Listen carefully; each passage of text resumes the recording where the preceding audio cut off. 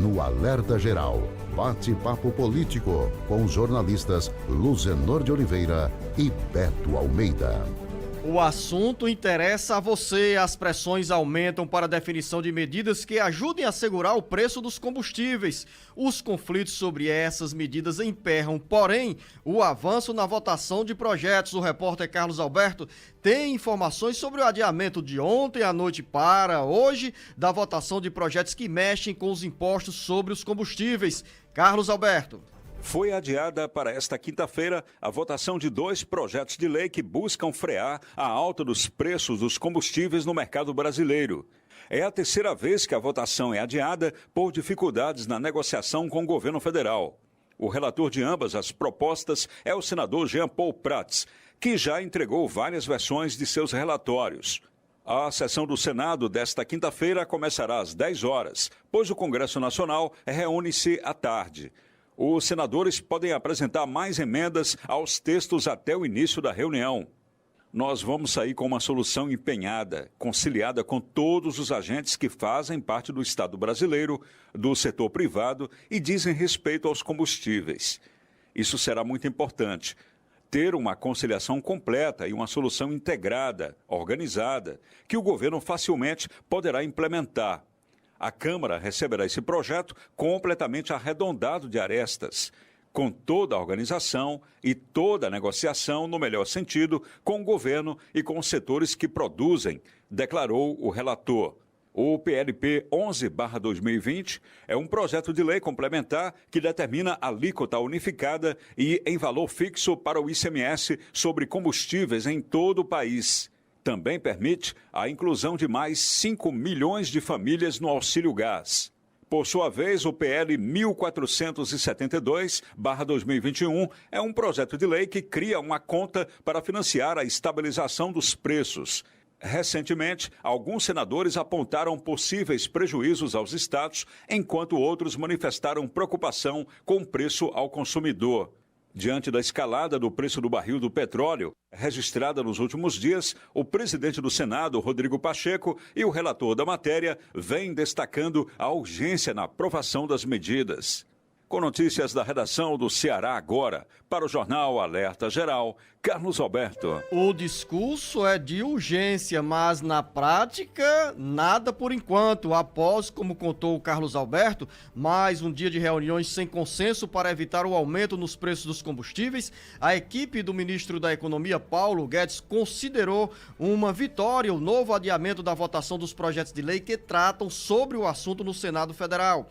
A equipe econômica tenta, jornalista Beto Almeida, uma saída em que todos arquem com os custos e não apenas o governo federal, mas sem interferir na política de paridade de preços internacionais da Petrobras. Enquanto há essa gangorra no debate no Congresso Nacional, esse vai e vem de discussões ainda no Senado, o tempo corre enquanto os consumidores vão pagando mais caro. E para quem tentou ou quem foi abastecer o carro na região metropolitana de Fortaleza, na tarde dessa quarta-feira, pôde perceber a alteração no preço dos combustíveis. Em alguns postos, jornalista Beto Almeida, o diesel, para quem está nos acompanhando pelas redes sociais, pode observar as imagens, o diesel chegou a R$ 6,29, enquanto em outros postos estava lá a mudança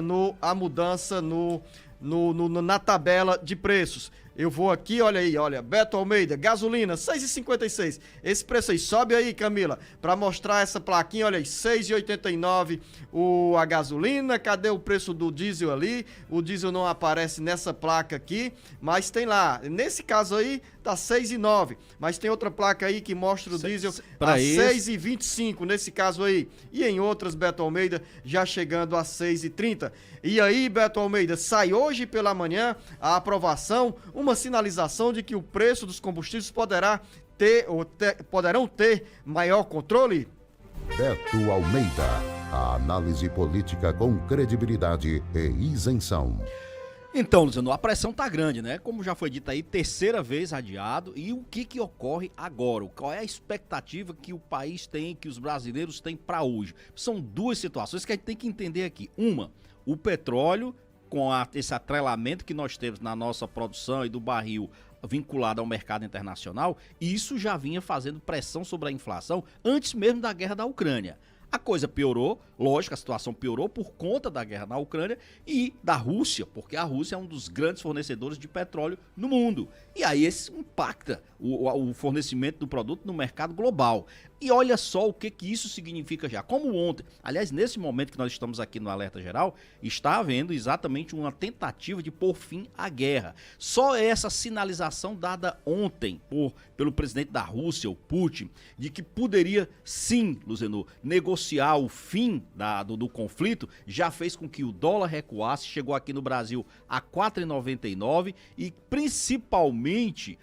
aliás, o petróleo teve um alívio, né, com isso também.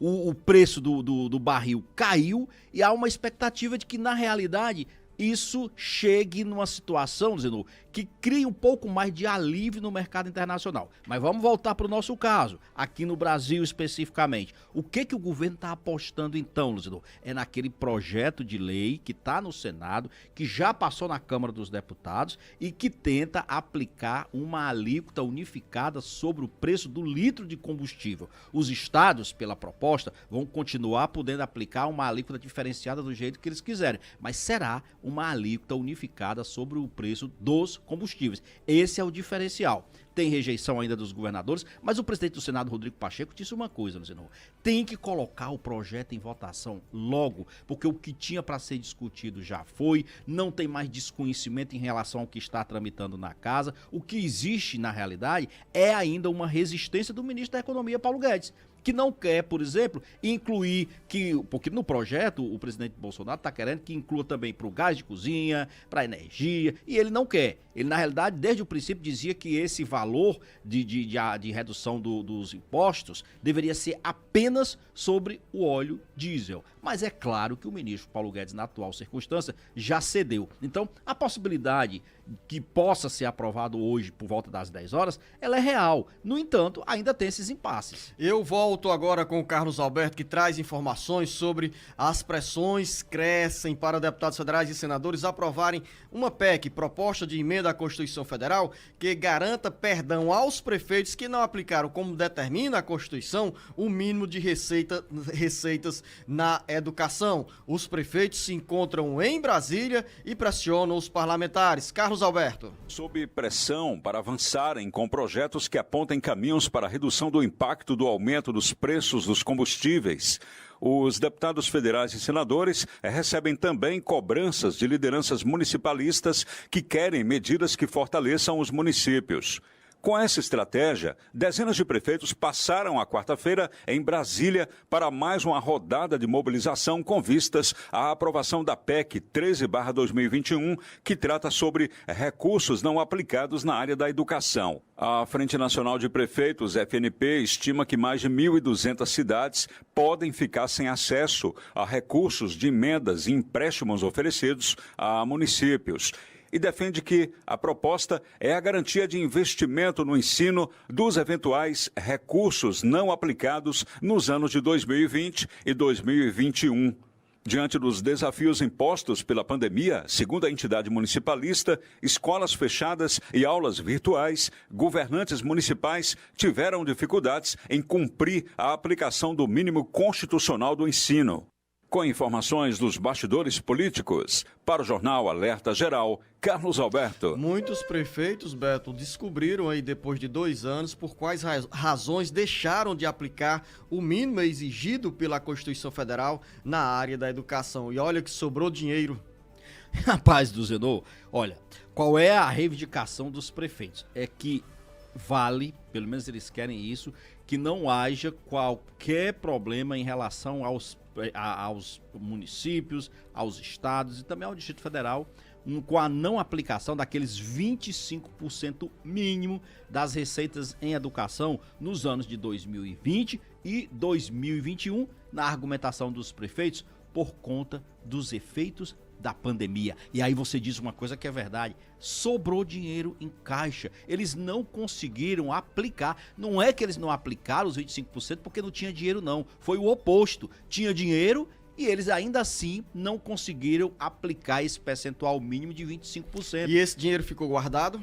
Exatamente, Luciano. Esse dinheiro ficou sem ser gasto, ficou guardado, mas incorre na lei de responsabilidade fiscal. Isso tem punições, isso traz esses problemas para os municípios. E já foi aprovado no Senado em primeiro turno essa PEC que isenta os prefeitos de qualquer responsabilidade nesse sentido. No a pressão caso, deles em Brasília é para que avance agora na votação em segundo turno. As dificuldades do primeiro ano da pandemia, Beto Almeida, até justificam esses contratempos para as prefeituras administrarem os recursos da área da educação, porque de repente as aulas foram suspensas, os alunos e os professores ficaram em casa e nenhuma estrutura estava pronta para entrar no ensino online. Mas no segundo ano, ou seja, em 2021, já não teríamos mais argumentos convincentes para essa decisão de muitos municípios em todo o Brasil não aplicarem os recursos mínimos na área da educação. Pois é, Luciano, olha só, não tem justificativa. Aí, sabe o que eles disseram agora? O argumento dos prefeitos é o seguinte, olha, a gente então quer poder aplicar em 2023 esse dinheiro que nós não aplicamos nos anos de 2020 e 2021 na equiparação tecnológica das escolas, comprando tablets, comprando computadores para distribuição aos alunos e professores. Isso daí é a proposta deles. Na realidade, o temor é que eles possam ser considerados em algum crime de responsabilidade por não ter aplicado esses recursos. E outra coisa, Luciano, por que não se investiu, como você bem disse, o mínimo na preparação física até das escolas para o retorno às aulas? Porque o que nós temos acompanhado, infelizmente, é escolas que estão passando apenas por uma maquiagem. Sabe o que é maquiagem? É uma pintura, é algo que não muda a convivência e a melhoria da qualidade do ensino dentro de qualquer estabelecimento. E daqui a pouco, Beto Almeida, vamos mudar um pouco a nossa pauta para falar sobre essa história da revisão da vida toda, que tudo voltou à estaca zero, gerando frustração para muitos aposentados e pensionistas do INSS. A gente volta em um minuto. O Ceará, Brasil e mundo ligados no jornal Alerta Geral. Alerta Geral.